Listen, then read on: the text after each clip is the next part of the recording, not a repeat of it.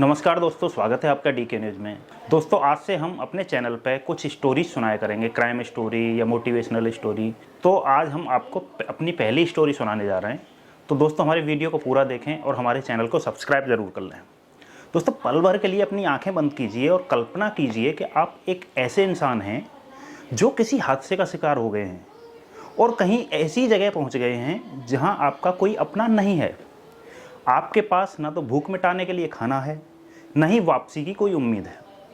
आपका दिमाग भी धीरे धीरे ऐसी सिचुएशन में काम करना बंद कर देगा। अब अपनी आंखें खोलिए और भगवान का शुक्र अदा कीजिए कि यह आपकी कल्पना मात्र थी और कुछ भी नहीं था।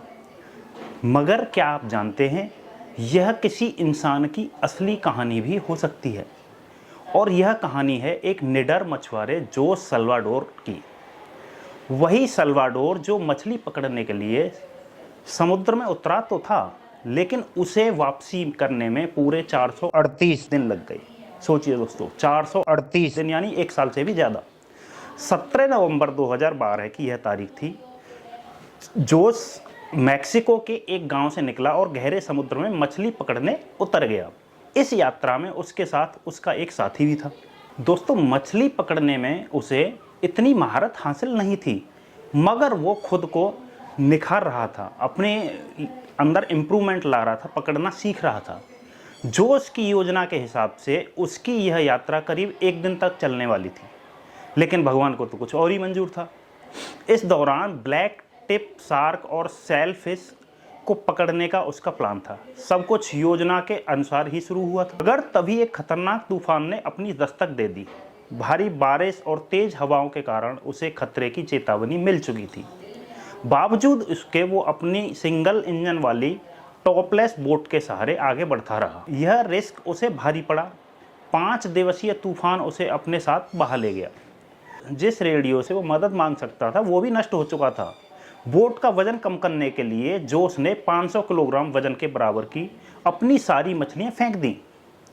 अब उसके पास न तो खाने के लिए राशन था, न रोशनी थी और न ही किनारे से संपर्क करने का कोई तरीका था। खुले समुद्र में उसकी बोट बेलगाम आगे बढ़ती जा रही थी। भूख लगने पर वो अपने नंगे हाथों से मछली, कछुए जैसे समुद्री जीव पकड़ता और उनका मांस कच्चा खा जाता था। और दोस्तों, जब कुछ नहीं होगा तो कुछ तो खाना पड़ेगा, नहीं तो मरेगा ही बंदा। तो और पीने के लिए पानी वो बारिश का भर लेता था। एक पल भी उसके साथ एक पल ऐसा भी आया जब उसके पास पीने के लिए पानी नहीं बचा था। ऐसे में उसने कछुओं का खून और अपना यूरिन तक पिया था। करीब 4 महीने के बाद सल्वाडोर के साथी ने कच्चा मांस खाने से मना कर दिया और अंततः उसके दोस्त की भूखमरी से मौत हो गई। मगर जोस सल्वाडोर ने जिंदा रहने के लिए सब कुछ जारी रखा।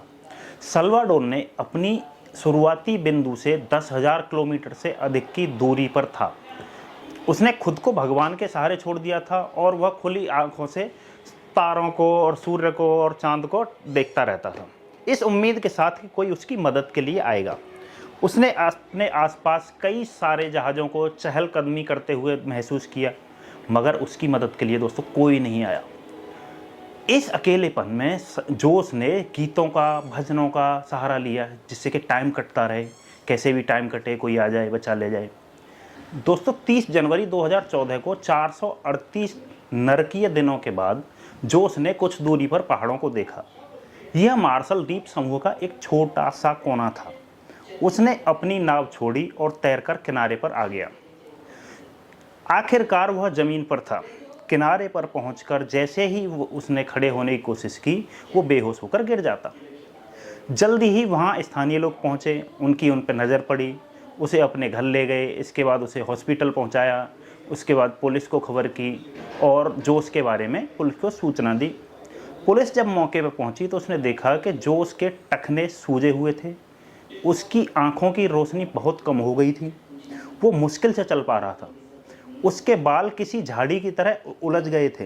लिहाजा पुलिस को लगा कि जोस अल्वारोस के साथ किसी ने बर्बरता की है, जबकि सच कुछ और ही था।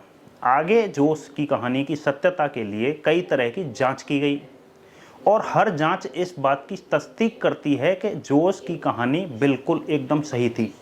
दोस्तों 438 दिन तक अकेला रहना, खाना नहीं था प्रॉपर, कुछ भी पानी नहीं था, सब चीज़ों के लिए वो करना, तो ये काबिल तारीफ़ है। जोश जब वापस अपने परिवार के पास पहुंचा तो सभी को उसको देखकर सभी की आंखें खुली की खुली रह गईं, क्योंकि वो तो सब उसे मृत मान चुके थे। सबसे ज़्यादा खुशी जोश के माता पिता और उसकी बच्ची को हुई, 14 साल की बेटी फातिमा, जो उसके जाने के बाद अपने नाना नानी के साथ रहती थी। ये कहानी थी एक ऐसे आदमी की जो 400 से भी ज़्यादा दिनों तक समुद्र में रहा और अपनी हिम्मत के बूते जिंदा वापस लौटा। तो दोस्तों ये कहानी हमें ये भी सिखाती है कि यदि आप किसी काम को करना चाहते हैं तो उसके पीछे लग जाइए, यानी मोटिवेशनल कहानी है थोड़ी। और दोस्तों हमें कमेंट करके बताएं कि हम और किस चीज़ पे कहानी सुनाएं और क्या हम इम्प्रूवमेंट कर सकते हैं, क्योंकि देखिए पहला चांस है, हम कोई स्टोरी बना रहे हैं तो कुछ गलती भी हो सकती है हमसे, तो उसके लिए माफ़ी चाहते हैं। बाकी हमें बताएं कि हम किस चीज़ पे और स्टोरी कर सकते हैं। चलिए मिलते हैं नेक्स्ट वीडियो में। Thank you.